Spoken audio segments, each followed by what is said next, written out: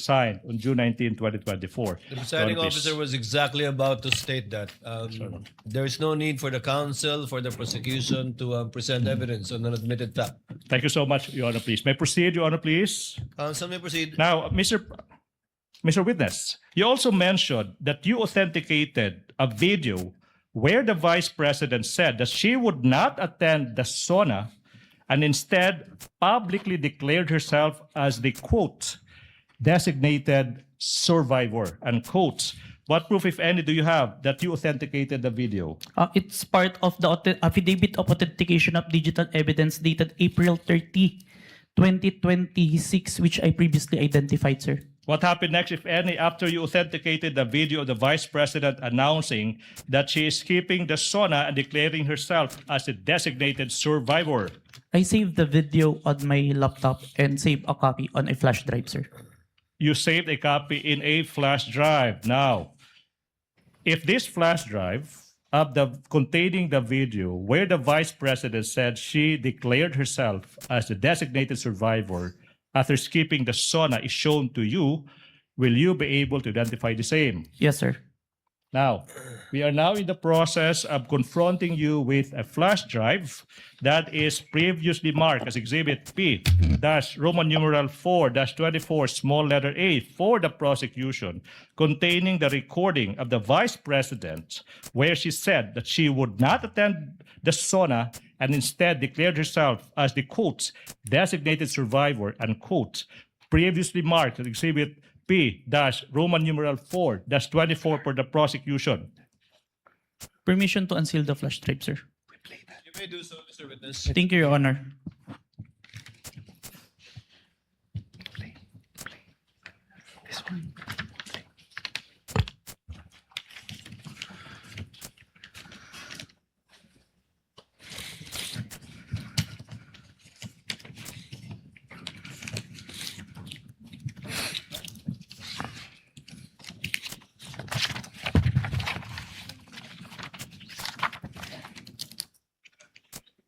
This is the flash drive where I saved the recording, sir.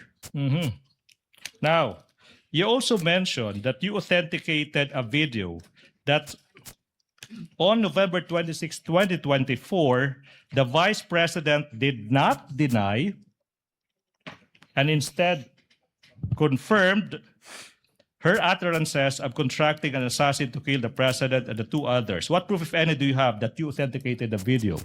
I have executed an affidavit of authentication of digital evidence dated April 27, 2026, sir. And then, aside from that affidavit, do you have other proof, if any? For objection, Your Honor, leading. If any, Your Honor, if any. It's still answerable by yes or no. Yes, sir. Ask an answer, Your Honor, please. Your Now- Honor, please, can the witness be directed to wait until the court rules on an objection before answering? But the Witness is witness. so directed.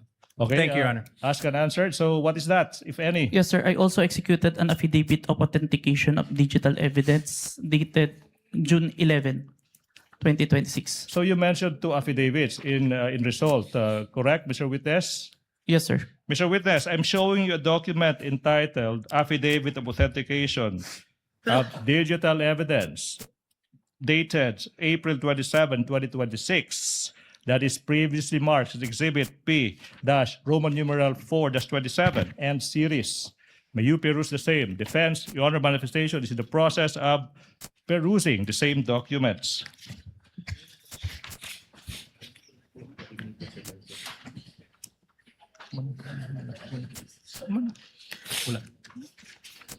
This, It's not here. Show it. Show it.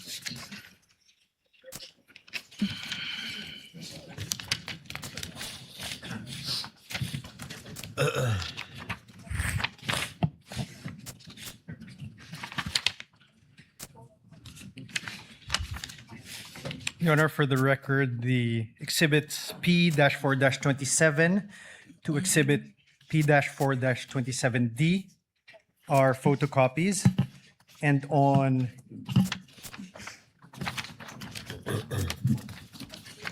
exhibit P-4 4-27D, it would seem to be a mere photocopy of a USB, an image of a USB and no actual USB appended. Chair confirms the observation of the counsel for responding insofar as P-4-27D is concerned. May I proceed, Your Honor, Kindly please? return the document to the witness so that he may answer. So what relation, if any, does that document have with the affidavit that you mentioned?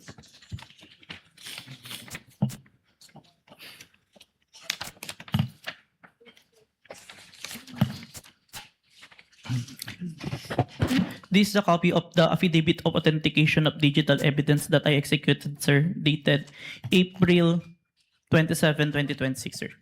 And on page 2 of that affidavit, may makikitang pirma sa ibabaw ng pangalang John Mark Calinong. Kaninong pirma ba yan? Signature ko, sir. Then sa page 2 ng affidavit, may makikitang pirma sa ibabaw ng pangalan ng isang attorney, Ria Vanessa Asuncion. Kaninong pirma ba yan? Pirma po ni Attorney Asuncion, sir. At paano mo nalaman na iyan ay isang pirma ni Attorney Asuncion? Nakita ko po na pinirmahan niya yung document and I have acted upon documents bearing her signature, sir. Okay. Mr. Witness, you also mentioned of the other affidavit on the collection preservation. No? Sinabi mo dated June 11, 2026. Di po ba? Yes, sir. Na yung kung affidavit na iyan, ipapakita sa'yo, ma-identify mo ba yung affidavit na iyan? Yes, sir. Now, I'm showing you, the prosecution is showing you a copy of that affidavit that is previously marked as Exhibit P-Roman numeral 4-28 and series for the prosecution. May you peruse the same. And for the record, Your Honor, I'm about to ask a few more questions and the prosecution is finally done with this first witness, Your Honor, please. Noted.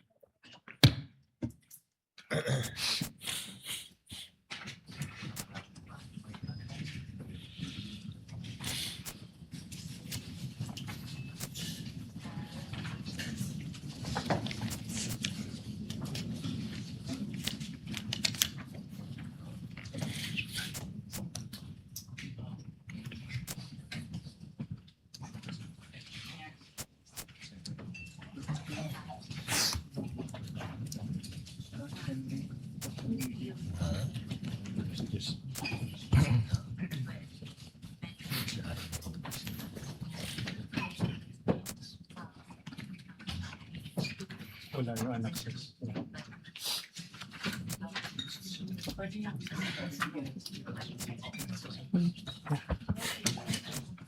Your Honor, Counsel for respondent. Your Honor, for exhibits P-4-28 to exhibit P-4-28H, these are photocopies. And Your Honor, we note the affidavit on the collection, preservation, and authentication of digital evidence in page 2, which is exhibit P-4-28A, mentions a copy of an affidavit of authentication of digital evidence dated January 30, 2025 is attached herewith as Annex A under footnote 1, but upon perusal, no Annex A is attached to the affidavit. On exhibit P-4-28B, under footnote 2, it says a copy of the preservation request dated 24 November 2024 is attached as Annex B, but we note that there is no preservation request or Annex B appended. As footnote number 3 of the same exhibit, a copy of the email dated November 28, 2024 from Meta is attached herewith as Annex C. However, no Annex C is appended upon the affidavit. As footnote number 4, it says a copy of the authenticated recording of the video of the online live stream press conference of the Vice President held on 23 November 2024. And it says it's attached here as Annex D. However, no Annex D is attached on this affidavit. As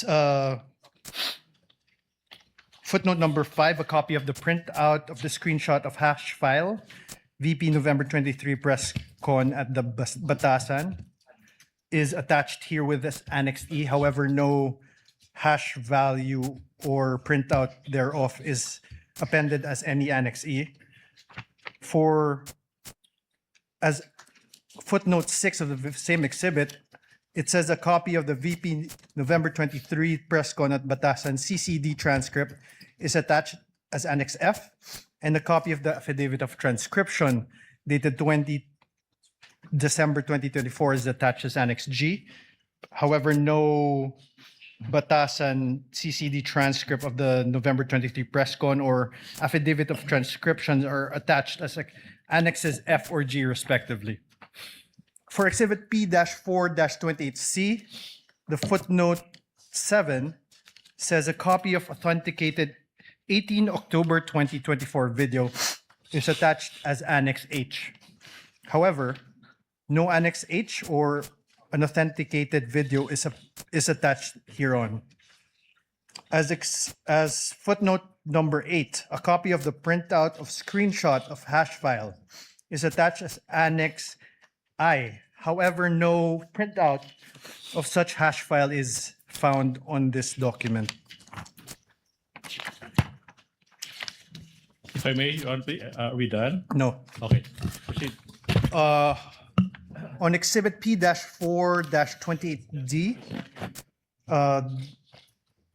footnote 9 says a copy of the VP SD press briefing dated 18 October 2024 CCD transcript is attached as Annex J, and a copy of the affidavit of transcription dated 3 February 2025 is attached as Annex K. However, no press briefing or affidavit of transcription dated February 3, 2025 are appended as an With the Annex. permission of the counsel for respondent to abbreviate the proceedings, counsel for the prosecution, will you stipulate that none of the attachments contained in the footnote until Annex KK Yeah, if I may. is attached to the affidavit that you are presenting the witness? If with a counter manifestation, Your Honor, please, that this latest affidavit of authentication tries to summarize each and every other affidavit authentication. So as to the concern of the defense, Your Honor, please, this is just a summary of all the other affidavits of authentication. Subject So to that stipulated. qualification, but indeed it did not contain and does not Yes. contain or the annexes purported to be part of this affidavit. Yes, Your Honor. Does counsel or respondent confirm that it is up to Annex KK? Your Honor, we confirm. KK, tama ba?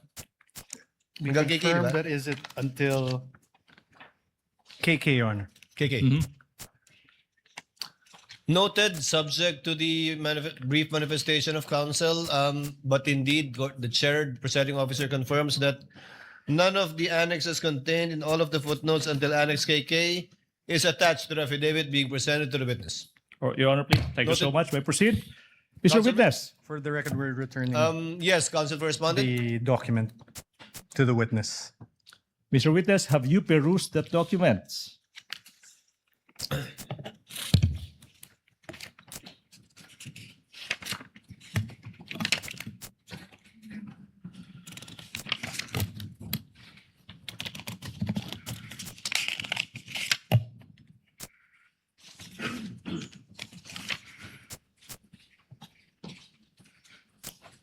Yes, sir. This is a copy of the affidavit of authentication, collection, preservation, authentication of digital evidence, dated June 11, 2026, and it doesn't have annexes here.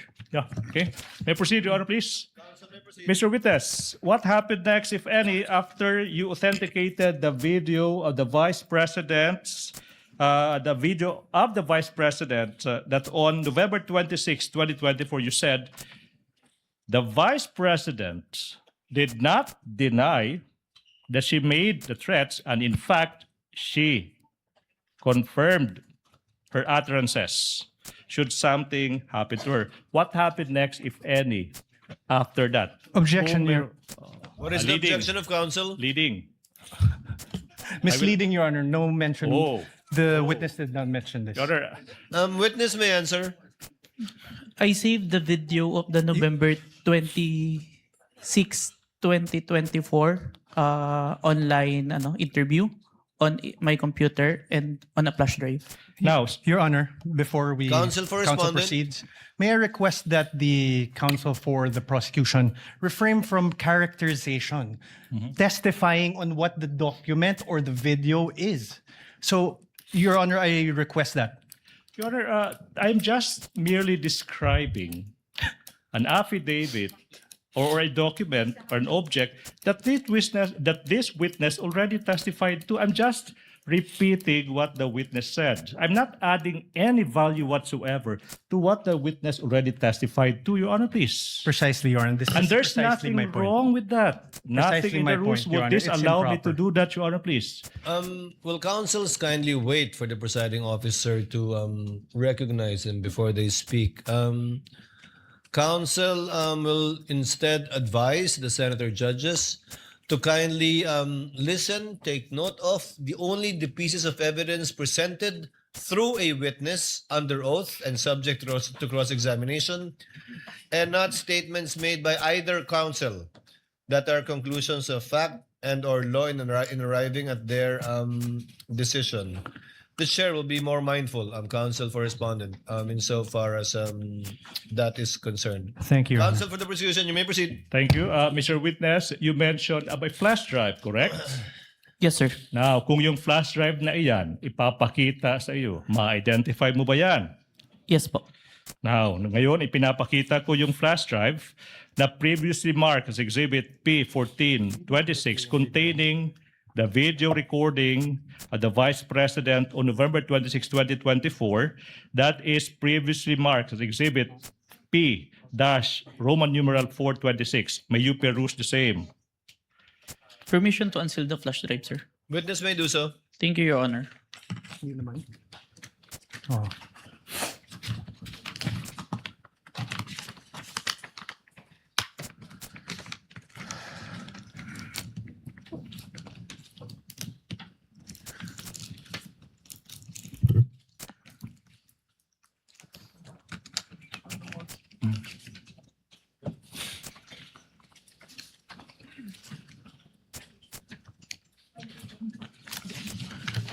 This is the flash drive where I saved the recording, sir.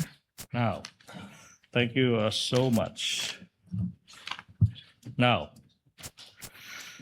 you mentioned that you authenticated the recording of the video of the Vice President on November 26, 2024. Okay, sinabi mo, the Vice President did not deny that she made the threats. In fact, she made the utterance. Not yet done, Mr. Witness. Now, the question now is, in what particular portion of that video did the Vice President not deny that she made those threats? If you know. Permission to refer to my investigator's notes, sir. You may do so. Thank you, Your Honor.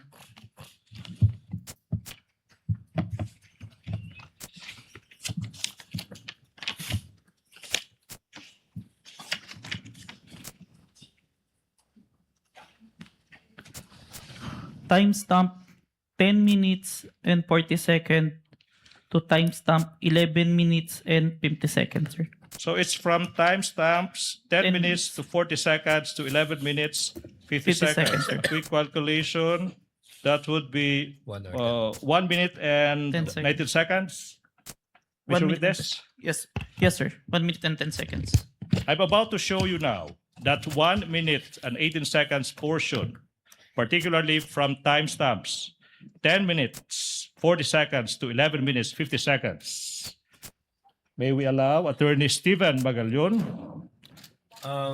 Will counsel, one of the counsels for respondent accompany the counsel for the prosecution to make sure that it is the same USB identified by the witness that will be played by the tech Thank you, Your Honor. of the clerk of court.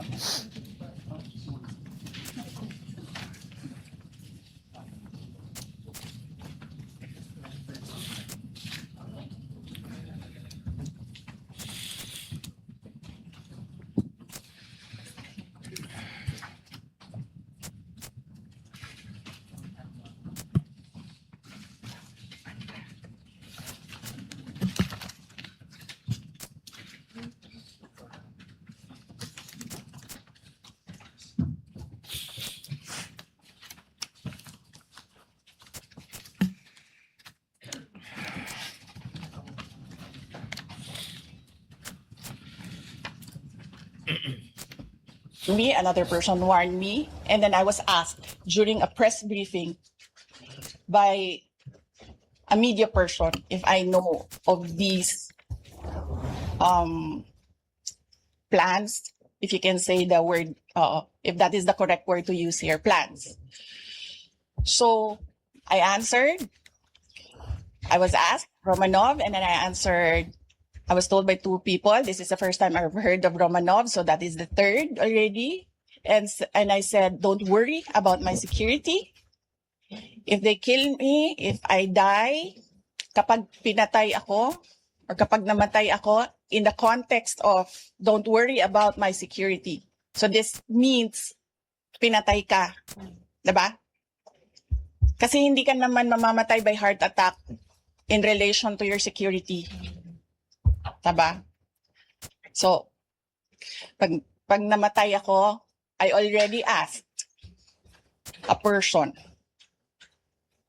to take revenge against three individuals. So, my question now. So, last question for this prosecution witness. You Counsel may confirm, proceed.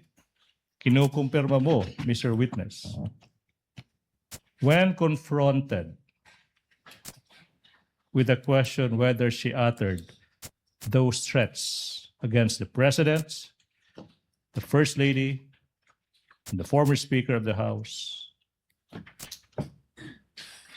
the Vice President did not deny, and she confirmed she made those threats. Objection, Your Honor. What is the objection? Leading. Witness may not answer. that. Counsel, kindly rephrase. It's your last question. Let's kindly rephrase. Okay, now, Mr. Witness, base sa video na yan, makikita mo ba, base sa video na yan, na yung Vice President, instead of denying, she confirmed that she made those threats. Objection, leading. I will withdraw the question. That's all for this witness, Your Honor, please. Thank you very much. Bugso ng kahilingan ng ilan sa aming mga miyembro dahil sa kapasyahan na rin ng presiding officer, ipagpapaliban natin ang cross-examination ng counsel for respondent para bukas. The witness is under